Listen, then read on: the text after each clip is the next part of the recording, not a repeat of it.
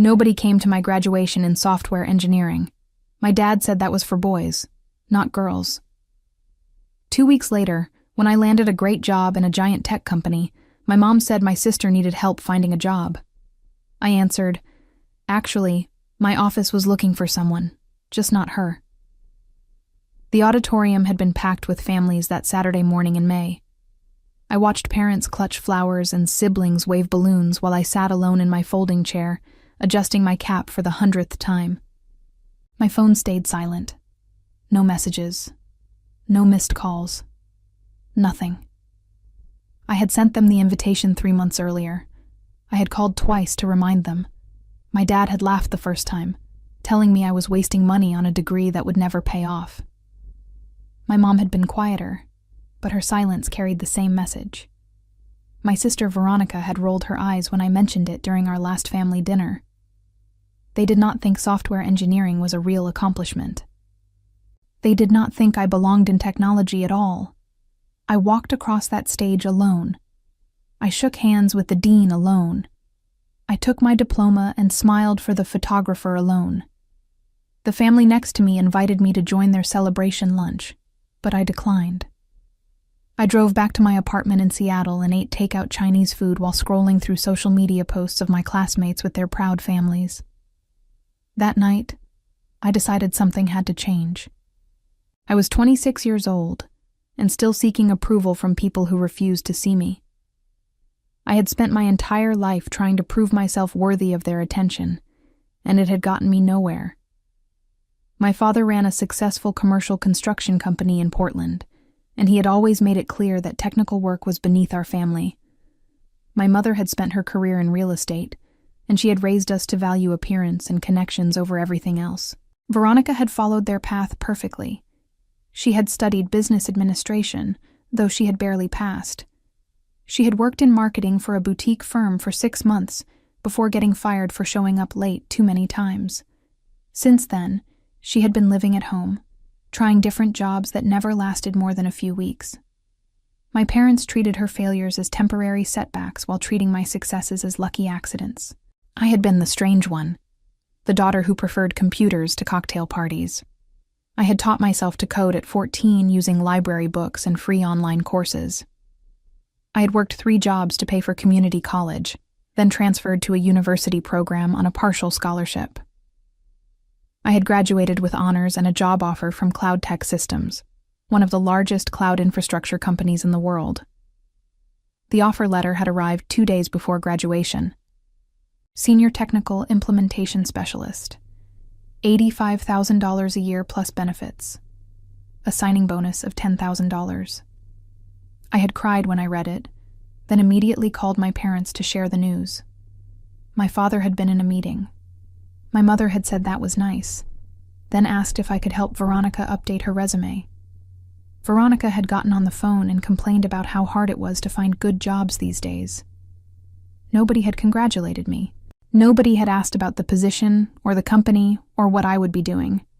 I should have known better than to expect anything different. The following Monday, I started at Cloud Tech Systems. The headquarters occupied 12 floors of a glass tower in downtown Seattle. My team worked on the 8th floor, implementing custom cloud solutions for enterprise clients. My manager, a brilliant woman named Patricia, welcomed me with genuine enthusiasm. My coworkers invited me to lunch and actually listened when I spoke. For the first time in my life, I felt valued for my skills rather than judged for my interests. 2 weeks into the job, my phone rang during lunch. My mother. I almost declined the call, but curiosity won. Her voice was bright, artificially cheerful. She asked how I was settling into my new position. She said she had been telling her friends about my job at such an impressive company. She mentioned that Veronica was still looking for opportunities and wondered if Cloud Tech might have openings. I felt something cold settle in my stomach. They had ignored my graduation. They had dismissed my achievement. Now they wanted favors. I told my mother that the company was indeed hiring. I could hear her excitement building through the phone. Then I added that the positions required specific technical skills and experience that Veronica did not possess. My mother's tone shifted immediately. She said I could put in a good word. She said family helped family, She said Veronica just needed a chance. I thought about that empty chair at graduation. I thought about years of dismissive comments and rolled eyes. I thought about every time they had made me feel less than. I told my mother that I would see what I could do, then ended the call. I had no intention of helping Veronica get a job at CloudTech. She had no technical background, no relevant experience, and no work ethic. More importantly, she had never supported me, never believed in me, never bothered to show up when it mattered. But I did not tell my mother that. Not yet. I needed time to think, time to plan, time to decide exactly how I wanted to handle the situation. Over the next few days, my mother called 3 more times. Veronica sent me texts asking about the application process. My father even left a voicemail saying it would be good for me to help my sister, that family connections were important in business. Their sudden interest in my career would have been touching if it were not so transparently self-serving. I focused on my work instead. Patricia assigned me to a major implementation project for a national pharmaceutical company. The client wanted to migrate their entire data infrastructure to the cloud, and they needed it done within 6 months.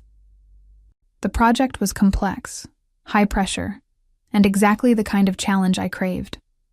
I threw myself into it completely. I stayed late analyzing their existing systems. I mapped out migration strategies and risk assessments. I attended meetings with executives who treated my input with respect. I discovered that I was good at this work, better than I had realized. My technical skills were solid, but I also had an ability to translate complicated concepts into language that non-technical people could understand. Patricia noticed. After a particularly successful client presentation, she pulled me aside and told me I had a real future at CloudTech. She said the company valued people who could bridge the gap between technology and business. She mentioned that they were always looking for leadership potential. Those words meant more to me than any praise from my family ever had. 3 weeks after starting, I finally called my mother back. She answered on the first ring, clearly expecting news about Veronica. I told her I had spoken to Human Resources about openings. This was technically true. I had asked our recruiter about entry-level positions and requirements during a casual conversation. My mother asked what positions were available. I explained that most roles required either technical degrees or significant industry experience. Veronica had neither. My mother suggested that Veronica could start in an administrative role and work her way up. I pointed out that even administrative positions at CloudTech required specific qualifications and went through a competitive application process. The conversation grew tense. My mother said I was being difficult. She said I was letting my education go to my head. She said successful people help their families instead of making excuses. I felt my jaw tighten, felt that familiar frustration building. But I kept my voice calm. I told her that Veronica was welcome to apply through the normal channels. I gave her the website address. I said Human Resources reviewed all applications carefully. Then I ended the call before she could argue further. Veronica applied the next day. I knew because she sent me a screenshot of her application confirmation, along with a message asking when she should expect to hear back. I did not respond. I had not lied to my mother. Veronica could apply. Human Resources would review her resume. They would see her lack of qualifications and reject her like they rejected hundreds of other unqualified candidates every week. I had not sabotaged her. I had simply refused to give her an unfair advantage. There was a difference, though I doubted my family would see it that way. The rejection email arrived in Veronica's inbox 4 days later. Standard response, polite but firm. No current openings matching her qualifications. They would keep her resume on file for future opportunities. She forwarded it to me with 3 angry paragraphs about how I had clearly not helped her at all. My mother called that evening. Her voice was cold, disappointed. She said she had expected more from me. She said family was supposed to support each other. She said Veronica was struggling, and I could have made one phone call to make a difference. I listened to the entire speech without interrupting, feeling nothing but a strange sort of relief. I told her that I had done exactly what I promised. Veronica had applied. Human Resources had reviewed her application. The outcome was based on her qualifications, not my influence. My mother said I was being selfish. I said I was being professional. She hung up on me. I set my phone down and went back to work on my project documentation. I felt lighter somehow, as if refusing to play their game had lifted a weight I had been carrying for years. They wanted me to use my position to benefit them, without ever acknowledging how hard I had worked to get there. They wanted access to my success, without respecting the journey that had created it. I was done seeking their approval. I was done trying to earn their pride. I had built something for myself, and they could not have it just because we shared DNA. The pharmaceutical project consumed the next 2 months. I worked 60-hour weeks, coordinating with developers and database administrators and network engineers. I learned more in those 8 weeks than I had in 4 years of university. Patricia gave me increasing responsibility, letting me lead client meetings and make technical decisions that affected millions of dollars in infrastructure. The client loved our work. Their chief technology officer, a sharp woman named Diane, specifically praised my project management and communication skills. She told Patricia that I was the reason they felt confident in the migration. Patricia passed the compliment along with a knowing smile, saying I was exceeding all expectations for someone so early in their career. My parents did not call during this time. Veronica stopped texting. The silence was both liberating and lonely. I had built my entire identity around trying to earn their respect, and now that I had stopped trying, I did not know quite who I was supposed to be. My coworkers became my social circle. Patricia became something like a mentor. I started building a life that had nothing to do with my family. Then, in late July, everything shifted. Patricia called me into her office on a Thursday afternoon. She was smiling, which usually meant good news. She told me to close the door and sit down. My heart raced. Was I being promoted? Assigned to an even bigger project? Given a raise after only 3 months? Patricia said the pharmaceutical project had been a massive success. The client was so pleased that they had referred CloudTech to several other companies in their network.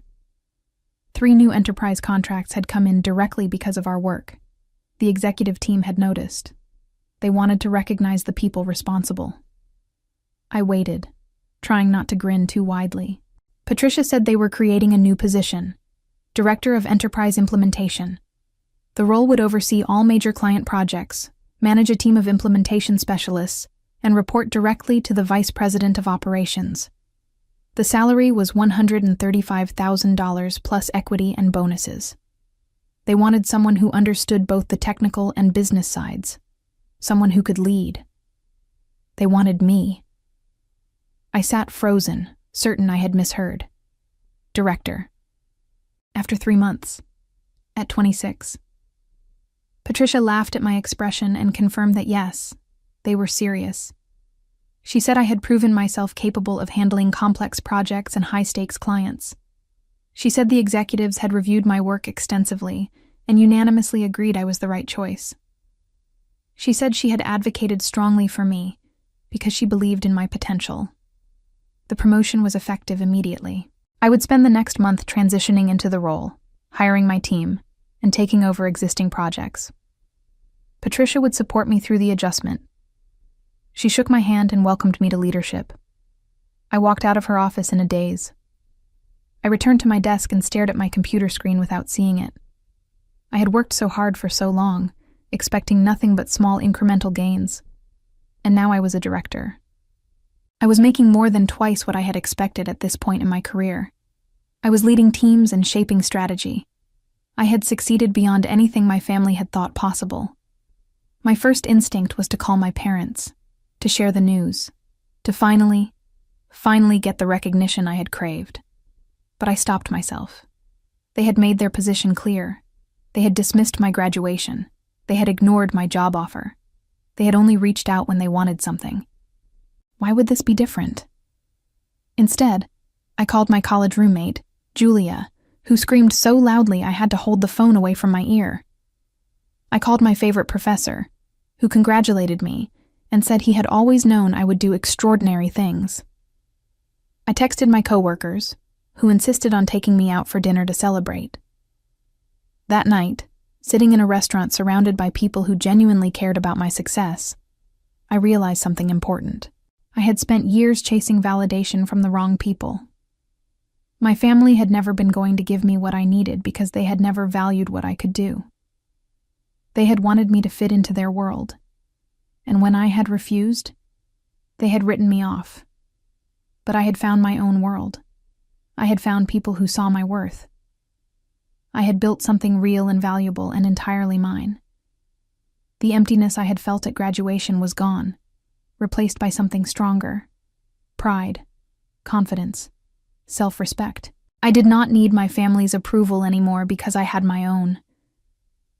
2 weeks into my new role, my mother called. I was in a meeting, so I let it go to voicemail. She did not leave a message. She called again the next day, and the day after that. Finally, I answered during my lunch break. Her voice was different, uncertain. She said she had heard from a friend whose daughter worked at Cloud Tech that I had gotten a big promotion. She said she was calling to congratulate me. She said she was proud. The words felt empty, performative. Too little, too late.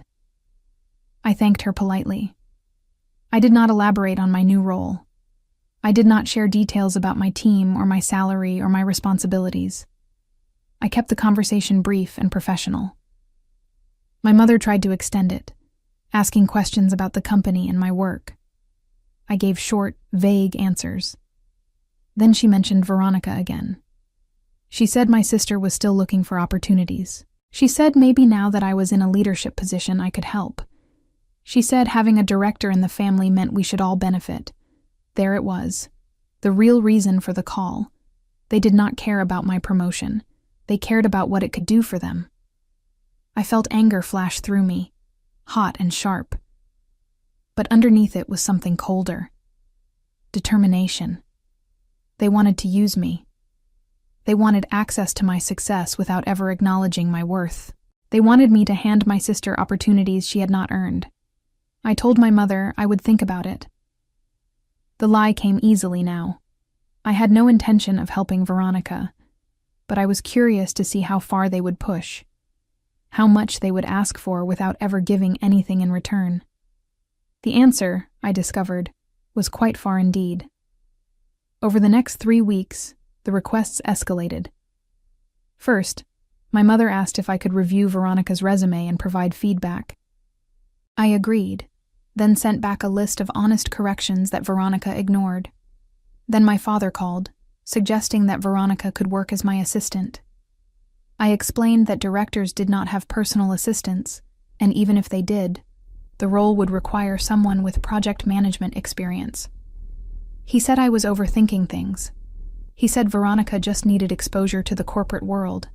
He said I was in a position to help and should take advantage of it. The hypocrisy was staggering. The same man who had mocked my degree was now telling me to leverage my position for family benefit. I told him I would consider it, knowing I would do no such thing. Then Veronica herself called. Her voice was sharp, entitled. She said she had been struggling for months while I sat in my fancy office doing nothing to help. She said real sisters supported each other. She said I owed her because family came first. I asked what she had done to support me when I was working 3 jobs to pay for college. She said that was different. I asked how. She hung up. My mother called back an hour later to scold me for upsetting Veronica.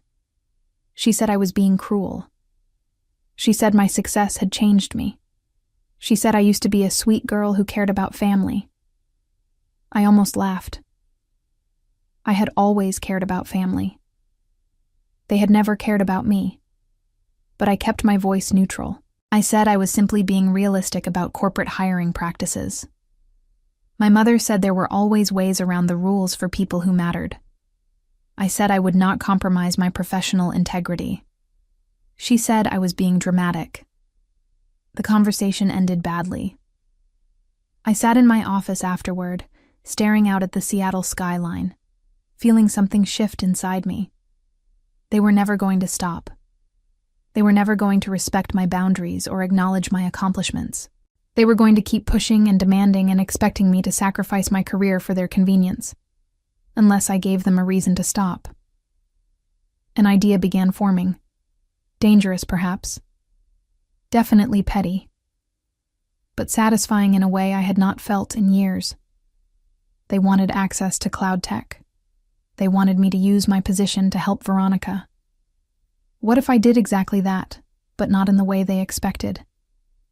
I spent the weekend researching and planning. Cloud Tech had a robust internship program for career changers. 3-month paid positions designed to give people from non-technical backgrounds exposure to the tech industry. The program was intensive, demanding, and had a 30% completion rate. Those who finished often got hired into entry-level positions. Those who did not finish left with a clear understanding that technology was not their calling. The program was perfect, competitive enough to seem legitimate, difficult enough to expose Veronica's lack of commitment. I could genuinely recommend her for it, and what happened after that would be entirely up to her work ethic. On Monday morning, I called my mother. I told her I had been thinking about Veronica's situation. I said I might have found something that could work. My mother's excitement was immediate and overwhelming. I explained the internship program, emphasizing that it was highly competitive, but that I could recommend Veronica as a candidate. My mother asked if that meant Veronica would definitely get in. I said my recommendation carried weight, but she would still need to interview and meet the program requirements.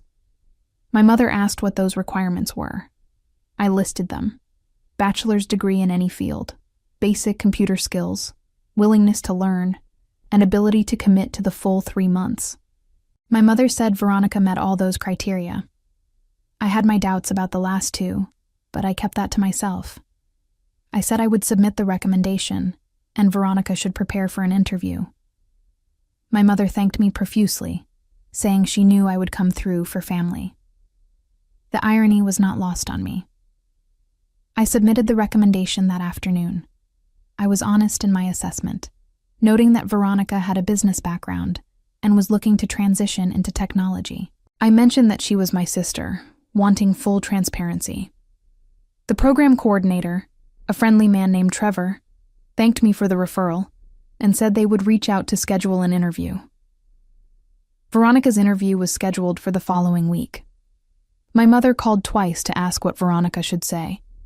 I told her to be herself and show enthusiasm for learning.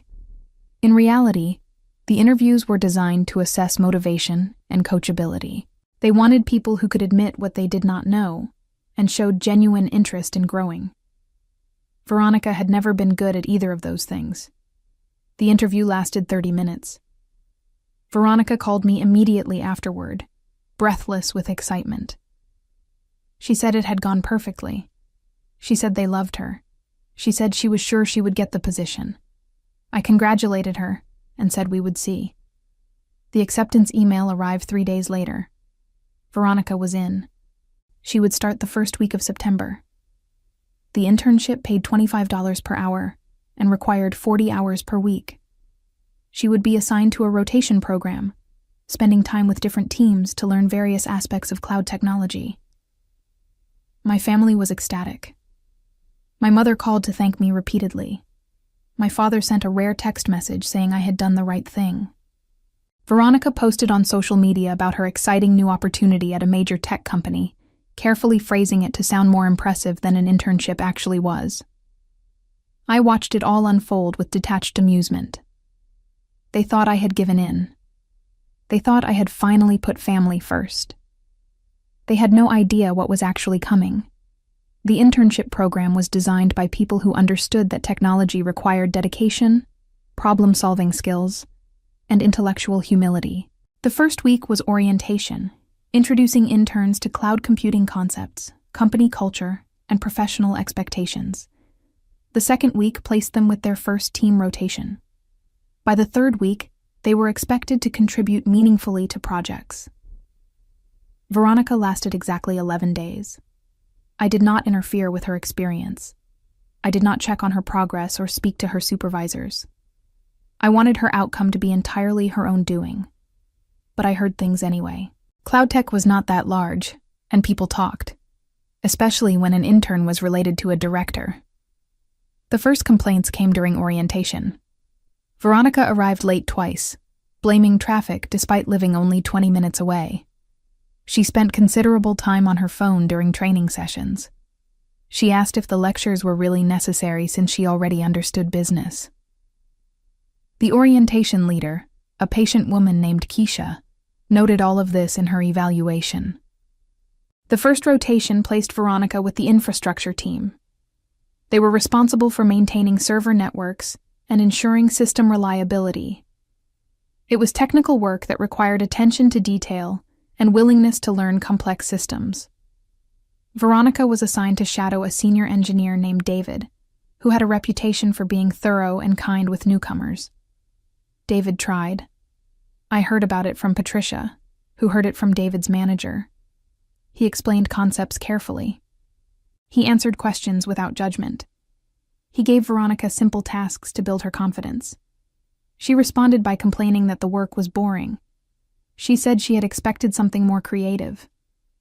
She said she did not understand why she needed to learn about servers when she was more of a people person. David suggested she might prefer a rotation with the client relations team. Veronica brightened at that idea. She was transferred after only 4 days with infrastructure. The client relations team was responsible for maintaining relationships with existing customers, troubleshooting issues, and identifying expansion opportunities. It required technical knowledge, excellent communication skills, and genuine interest in solving problems. Veronica lasted 3 days there.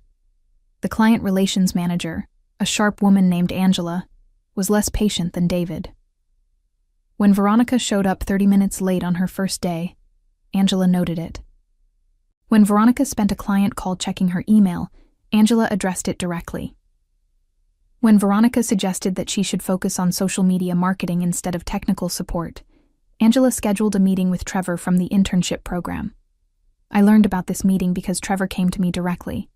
He looked uncomfortable, sitting across from my desk with Veronica's evaluation file. He said he wanted to give me a heads up as a courtesy since Veronica was my sister. He said the program was not working out. He listed the issues: attendance problems, lack of engagement, unwillingness to learn technical concepts, inappropriate behavior during client interactions. I asked what would happen next. Trevor said they would have one final conversation with Veronica, outlining clear expectations and consequences. If she could not meet those expectations, she would be dismissed from the program. He apologized for the situation. I told him not to apologize. I said I appreciated the program giving her a fair chance, and whatever happened next was based on her own choices. Trevor looked relieved. He thanked me for understanding and left. I sat alone in my office, feeling a strange mixture of satisfaction and sadness. I had known this would happen. I had counted on it even. But there was something melancholy about watching someone fail so predictably. The final conversation happened the next morning. Trevor and Angela met with Veronica to discuss her performance. They were clear and direct. She needed to arrive on time. She needed to engage with the training. She needed to show respect for the learning process. If she could not do these things, the internship would end. Veronica called me during my lunch break, furious. She said they were being unfair. She said the work was beneath her abilities. She said they were targeting her because she was not some computer nerd. She said I needed to intervene and tell them to back off. I asked if she had been arriving on time. Silence. I asked if she had been paying attention during training. She said the training was boring. I asked if she had tried to learn from the people assigned to teach her. She said they did not understand her strengths. I told her that the internship required certain behaviors, and she needed to decide if she wanted to meet those expectations.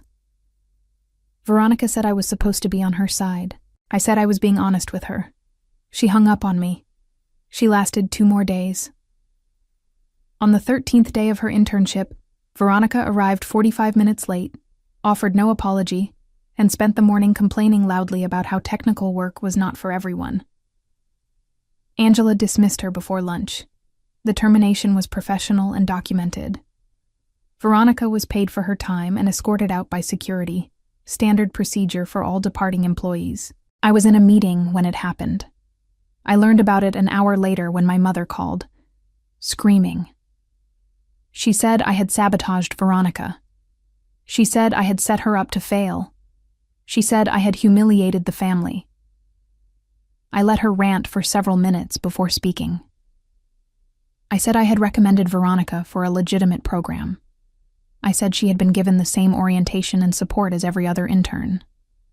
I said her dismissal was based on her own behavior, documented by multiple supervisors. My mother said I could have protected her. I asked why Veronica needed protection from basic professional expectations. My mother called me ungrateful. She said after everything they had done for me, I owed them more. I asked what exactly they had done for me. I asked if they had come to my graduation. I asked if they had congratulated me on my job offer. I asked if they had ever supported my career before they wanted something from it. The silence on the other end of the phone lasted several seconds. Then my mother said that was different. I asked how. She said I was being vindictive and bringing up old grudges. I said I was being honest about a pattern of behavior that had existed my entire life. My father got on the phone. His voice was cold, authoritative. He said I had disappointed them. He said family was supposed to help each other succeed, not tear each other down. He said I had deliberately put Veronica in a position where she would fail. I told him that was not true. I had given her an opportunity that hundreds of qualified candidates competed for. What she did with that opportunity was her choice. He said I was splitting hairs. He said I knew Veronica was not technical and should have found her something more suitable. I said there was nothing more suitable at a technology company for someone with no technology skills or interest. He said I could have created something. I asked if he meant I should have invented a fake job for my sister at the company I was trying to build credibility with. He said I was being difficult. I said I was being professional. He said professionalism without loyalty meant nothing. I said loyalty without respect was worthless. He told me not to come home for Sunday dinner until I was ready to apologize. I said that would not be a problem since I had not been invited to Sunday dinner in 6 months anyway. Then I hung up. I sat in my office, hands shaking slightly. I had just burned bridges with my entire family. They would tell everyone who would listen that I was selfish, that I had abandoned my sister, that success had made me cruel. They would paint themselves as victims and me as the villain. Part of me felt sick about it, but a larger part felt free. Patricia knocked on my door an hour later. She had heard about Veronica's dismissal and wanted to check on me.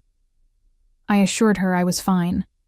She said she was proud of how I had handled the situation, maintaining professional boundaries even when it was personally difficult. She said that kind of integrity was rare and valuable. Her words meant more than any approval from my parents ever had. The next few weeks were tense. My phone filled with messages from extended family members, people I had not heard from in years suddenly concerned about family unity. My aunt said I should have been more patient with Veronica. My uncle said young people needed more support these days. My cousin said I was lucky to be smart and should help those who were not. I blocked most of them. I kept my focus on work, on my team, on building something that mattered. Cloud tech was thriving. My department was exceeding targets. I was hiring talented people and creating systems that would scale as the company grew. I was good at this. I belonged here. Then, in early October, something unexpected happened. I was meeting with a potential client, a major renewable energy company looking to overhaul their data infrastructure. The CEO was a woman named Victoria, sharp and no-nonsense. We spent 2 hours discussing their needs and our capabilities. The meeting went well. Victoria seemed impressed with our approach and my team's expertise. As we were wrapping up, Victoria mentioned that she had heard good things about cloud tech from several sources. One of them, she said, was a friend in the pharmaceutical industry. Diane, the CTO from my first major project. Victoria said Diane had specifically praised my work and recommended that if Victoria needed implementation support, she should ask for me by name. I felt warmth spread through my chest. This was what real professional relationships looked like. People who respected your work and advocated for you based on merit. People who saw your value and wanted others to benefit from it. Victoria's company signed with us the following week. The contract was worth $3.2 million over 2 years. It was the largest deal my department had closed. The executive team was thrilled. Patricia recommended me for a bonus. I received a company-wide email recognition from the CEO. My parents never acknowledged it. I had not expected them to. But something else happened that I had not expected. Veronica reached out, not through a call or text, but through a LinkedIn message, professional, impersonal. She said she wanted to apologize for how things had ended at CloudTech. She said she had not been ready for that environment and had reacted poorly. She said she hoped we could move past it. I stared at the message for a long time. It sounded genuine, but I had learned to be suspicious of my family's motives. I responded carefully, saying I appreciated her reaching out and hoped she found a career path that suited her strengths. I kept it brief and neutral. She replied immediately.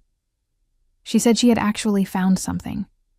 She was working at my father's construction company, in the office managing schedules and client communications. It was going well. She said she realized she was better suited to the family business than to technology. I congratulated her and left it at that. I did not trust this sudden maturity, but I also did not have the energy to analyze it. I had my own life to focus on. November brought new challenges. CloudTech was expanding rapidly, and my department was struggling to keep up with demand. We needed more people, better processes, and clearer strategic direction. I spent long hours interviewing candidates, redesigning workflows, and presenting growth plans to executives. It was exhausting and exhilarating.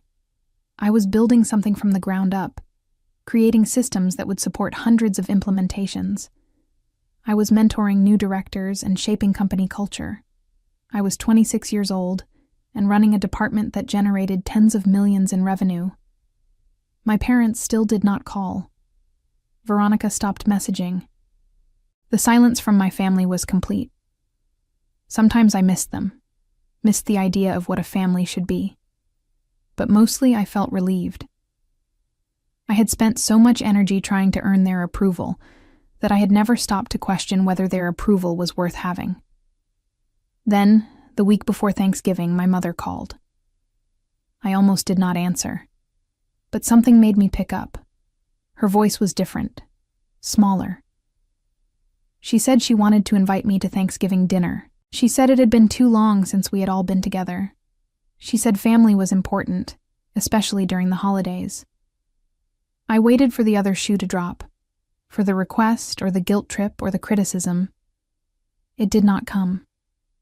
She just asked if I would come. Please. I said I would think about it. After we hung up, I sat with the decision for several days.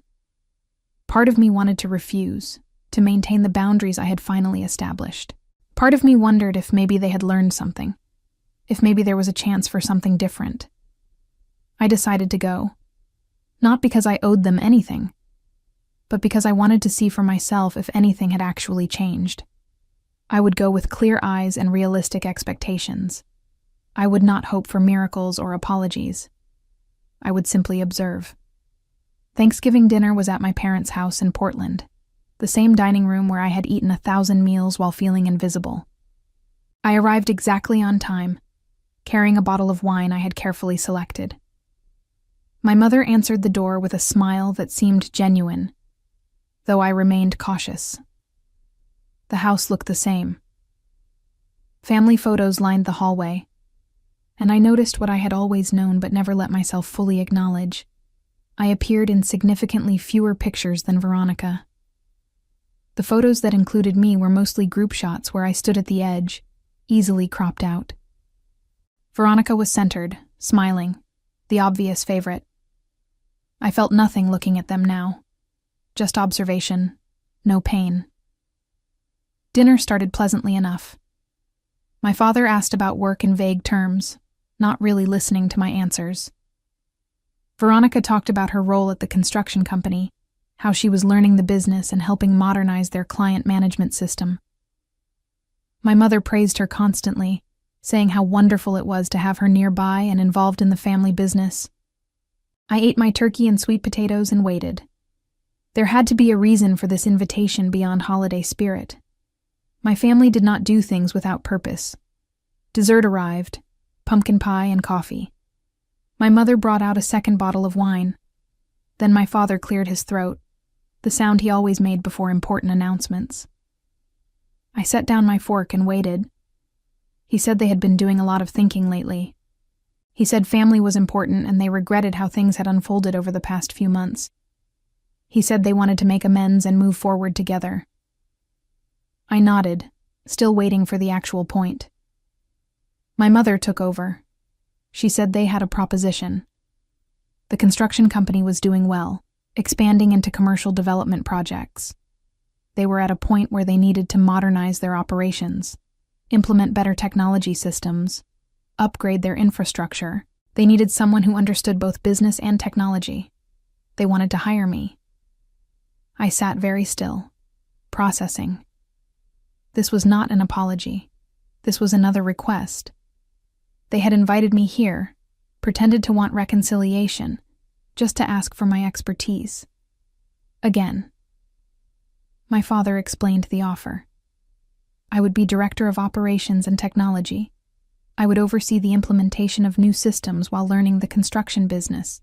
Eventually, I would take over the company alongside Veronica. It was a family legacy, he said, an opportunity to build something together. The salary would match what I was making at CloudTech, plus profit sharing and guaranteed ownership stake. Veronica jumped in, enthusiastic. She said it would be amazing to work together. She said we could finally be a real team. She said the company needed fresh ideas, and I was perfect for it. My mother nodded along, saying how wonderful it would be to have both daughters building the family future. They all looked at me expectantly, clearly anticipating acceptance. They had planned this carefully, timing the invitation and the offer to maximize emotional impact. They thought I would be touched by the inclusion, grateful for the opportunity, eager to finally be part of the family business. They had no idea who I actually was. I took a sip of wine, letting the silence stretch. Then I asked a simple question. Why now? My father said they had realized family was more important than pride. I asked why I had not been important 6 months ago, or a year ago, or at any point in my entire life before I had something they needed. The temperature in the room dropped. My mother said that was unfair. I asked what part was unfair. I listed facts, no emotion, just timeline. They had skipped my graduation. They had dismissed my job offer. They had only contacted me to demand I help Veronica. When that had not worked out, they had blamed me and cut contact.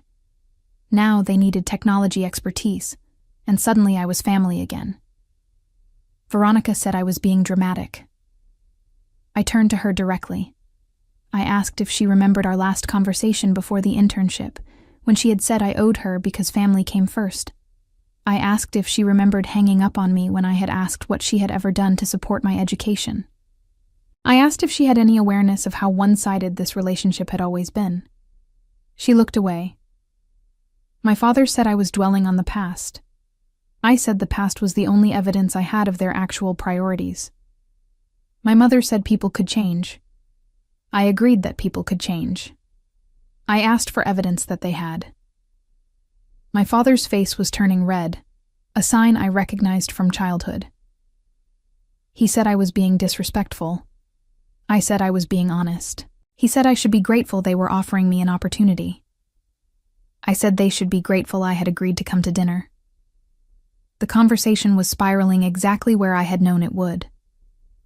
They did not want reconciliation. They wanted compliance. They wanted access to my skills and my connections and my success, all while maintaining the same dynamic where my value was purely utilitarian. I stood up from the table. My mother asked where I was going. I said I was leaving because this dinner had confirmed what I already knew. They did not see me as a person with my own life and goals. They saw me as a resource to be leveraged when convenient and ignored when not. Veronica said I was being selfish. That word again. Selfish. I had heard it so many times, always deployed when I dared to prioritize my own needs or protect my own boundaries. I turned to face her directly. I told her that selfishness required taking more than your share. I asked what I had taken from her. I had paid for my own education while she had gotten hers funded by our parents. I had worked multiple jobs while she had lived rent-free at home. I had built my career through my own effort while she had expected doors to open simply because she was family. Where exactly had I been selfish? She had no answer. My father told me to sit down. I remained standing. He said if I walked out that door, I was choosing career over family. I said I was choosing respect over dysfunction. He said I would regret this decision. I said the only thing I regretted was wasting so many years seeking approval from people who were never going to give it. My mother started crying. Calculated tears, designed to manipulate. She said she did not understand where this anger was coming from. I told her it was not anger. It was clarity. I had finally stopped confusing obligation with love, stopped mistaking tolerance for acceptance. They had taught me that family was supposed to support each other, but they had never applied that standard to themselves. I walked to the door. My father called after me, his voice sharp. He said I was making a mistake. He said I would come crawling back when I realized I needed them. He said blood was thicker than water, and I could not run from family forever. I turned back one last time. I told him he was right about blood being thicker than water, but he had the quote wrong. The full phrase was, "The blood of the covenant is thicker than the water of the womb." It meant that chosen bonds were stronger than biological ones. I had chosen Cloud Tech. I had chosen Patricia and my team and the life I was building. I was not running from family. I was running toward people who actually valued me. Then I left. I drove back to Seattle through the dark, feeling lighter with every mile. I had gone to that dinner hoping for change and received confirmation instead. They would never see me differently, because they did not want to. They wanted a version of me that existed to serve their needs. And when I refused to be that person, I became the villain in their story. I could live with that. I had spent my whole life trying to be the daughter they wanted. Now I was going to be the woman I actually was. The fallout was immediate and predictable. My mother called twice the next day. I did not answer. My father sent a long email listing all the ways I had disappointed them, how I had wasted their time and goodwill, how I would understand when I was older. I deleted it without finishing. Veronica posted vague social media messages about loyalty and betrayal. I blocked her accounts. Extended family reached out again, more urgent this time. My aunt said I was tearing the family apart. I replied that I was simply refusing to hold together something that had never included me properly. My uncle said I would regret burning bridges. I said some bridges deserved to burn. My cousin said everyone made mistakes and I should be more forgiving. I asked which mistakes I had made that required forgiveness. Nobody had a good answer for that. I threw myself back into work. The renewable energy project was entering its critical phase. Victoria's team was depending on us to migrate their systems before year-end. I coordinated across 5 different technical teams, managed daily client communications, and troubleshot problems as they emerged. It was intense and demanding and exactly what I needed. Patricia noticed I was working even longer hours than usual. She pulled me aside in mid-December and asked if everything was okay. I told her about Thanksgiving, about the job offer, and the confrontation, and the final break with my family. I expected sympathy or awkward platitudes. Instead, Patricia told me a story. She said when she had started her career 25 years earlier, her family had expected her to work in their restaurant business. They had immigrant parents who had sacrificed everything, and a clear expectation that children would honor that sacrifice by continuing the family legacy. Patricia had wanted to study computer science instead. Her family had been furious. They had called her ungrateful and selfish and said she was abandoning her heritage. She had gone anyway. She had put herself through school and built her career, and yes, her family had eventually come around. But it had taken years. And in those years of estrangement, she had learned something important. You could not live someone else's dream of your life. She said I had made the right choice. She said family that only valued you for what you could provide was not actually family. She said I was going to be fine. I believed her. Over the next few weeks, I felt the weight I had been carrying start to lift. I stopped checking my phone obsessively for messages from my parents. I stopped rehearsing conversations in my head where I finally made them understand. I stopped hoping for a version of them that did not exist. The Renewable Energy Project completed successfully on December 20th. Victoria sent a personal thank you email praising the team's work and specifically mentioning my leadership. The client recommended us to 2 other companies in their industry network. My department closed the year having exceeded revenue targets by 18%.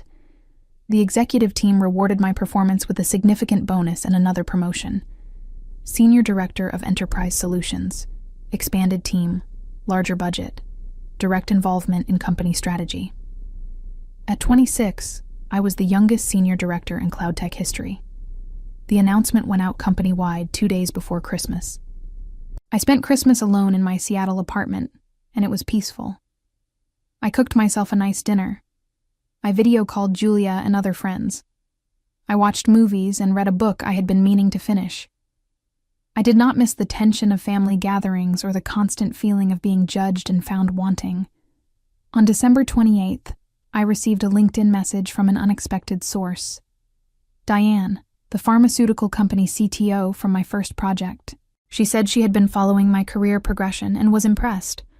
Her company was looking for a vice president of technology implementation. Would I be interested in discussing it? I stared at the message in shock. Vice president.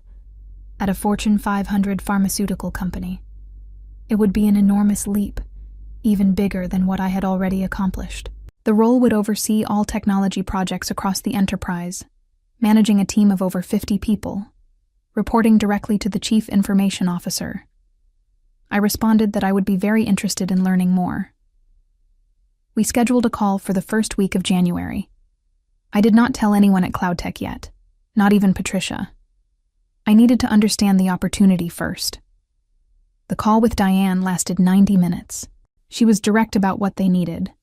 Someone who could bridge technical and business contexts, manage complex projects, build and lead large teams, and handle high-pressure situations with executive stakeholders. She asked about my experience, my management philosophy, my career goals. I answered honestly, drawing on everything I had learned over the past 8 months. At the end of the call, Diane said she wanted to move forward with a formal interview process. There would be multiple rounds, meetings with executives, presentations to leadership teams. It would take several weeks. I thanked her and said I looked forward to it. After we hung up, I sat in my office feeling something I had not felt in a long time. Pure excitement about my future. Not anxiety about proving myself or fear of disappointing anyone. Just genuine enthusiasm about possibilities. The interview process was rigorous. I met with the Chief Information Officer, the Chief Operating Officer, and eventually the CEO. I prepared presentations on technology strategy and implementation methodologies. I answered questions about team building and change management and scalability. Every person I met with was sharp, demanding, and genuinely interested in my capabilities. In early February, they made an offer. Vice President of Technology Implementation. Salary of $215,000, plus equity and performance bonuses. Relocation assistance if I wanted to move closer to their headquarters. Full benefits and executive perks. Start date of March 1st. I accepted immediately. Then I scheduled a meeting with Patricia to give my notice. She took the news gracefully, congratulating me while admitting she would miss working with me. She said she had known I was destined for bigger things. She offered to be a reference any time I needed one. I thanked her for everything she had taught me, for seeing my potential when my own family had not. My last day at CloudTech was February 25th. My team threw a small goodbye gathering in the conference room. People shared stories about projects we had completed together. Several team members said I had been the best manager they had ever worked for. Trevor from the internship program made a joke about how at least one person from my family had benefited from my time at CloudTech, even if briefly. Everyone laughed, even me.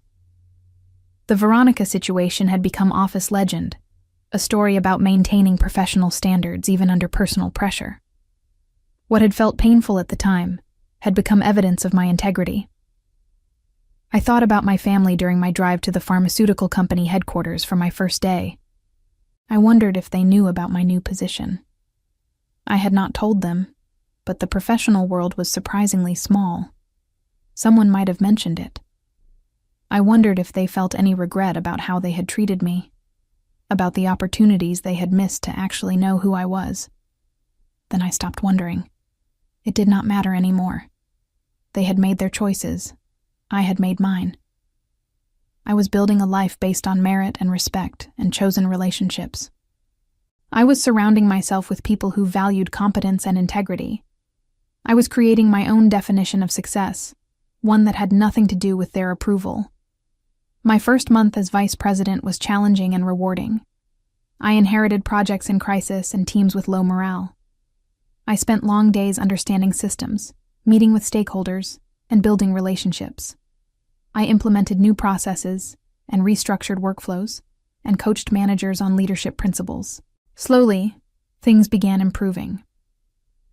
In late March, I received an unexpected email. It was from Veronica, sent to my personal account rather than LinkedIn. The subject line said, "I'm sorry." I almost deleted it without reading, but curiosity won. The email was longer than I expected. Veronica said she had been doing a lot of thinking since Thanksgiving.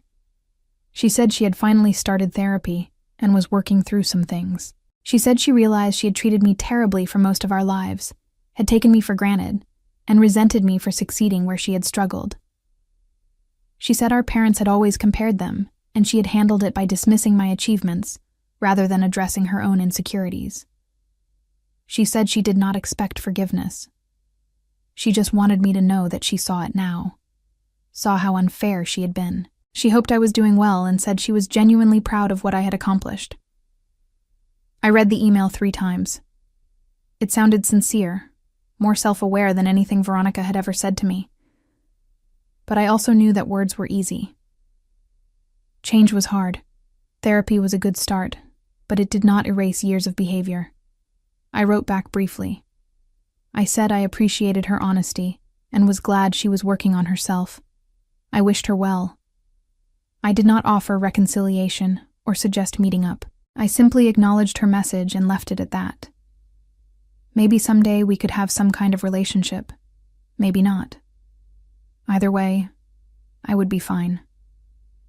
My family never apologized. My father doubled down on his position that I had betrayed them. My mother continued to send occasional messages saying she missed me, though she never acknowledged what had actually happened or why I had left. They told relatives I had chosen career over family, painting themselves as the injured parties. I heard through mutual connections that my father's construction company continued to struggle with modernization.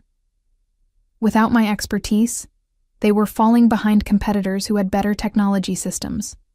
They eventually hired a consulting firm at 3 times what my salary would have cost, and the consultants implemented changes similar to what I would have recommended. The irony was not lost on me. They had been willing to pay strangers for help they had demanded I provide for free, simply because we shared DNA. My career continued to flourish. Within a year, I had transformed the technology implementation department at the pharmaceutical company. We completed a major digital transformation project that saved the company $12 million annually. I was promoted again. Executive Vice President. Corner office. Seat at leadership tables where company direction was decided. I bought a house. I traveled internationally for work. I mentored young women entering technology fields. I built genuine friendships with colleagues who became like family. I dated someone kind and supportive who respected my ambitions. I created a life that was entirely my own. Looking back, I understood that the revenge was not in Veronica's failed internship, or the confrontation at Thanksgiving, or my family's disappointment. The revenge was in living well. It was in building success they could not claim credit for or access. It was in proving that their approval had never been necessary. They had dismissed my potential and my worth, and I had gone on to exceed every expectation anyway. Sometimes the best revenge is not elaborate schemes or public humiliation. Sometimes it is simply becoming so successful that the people who underestimated you have to watch from a distance, knowing they could have been part of your story but chose not to be. My family had to live with the knowledge that they had rejected me when I had needed support, and I had thrived without them. That was consequence enough. As I stood in my office overlooking the city on a spring afternoon, 5 years after that lonely graduation ceremony, I felt no anger toward my family, no bitterness, just peace. They had taught me an important lesson, though not the one they had intended. They had taught me that I did not need their validation to be valuable. They had taught me to build my own definition of success. They had taught me that sometimes the family you choose is stronger than the family you are born into. I had stopped chasing their approval and started earning my own. That shift had changed everything.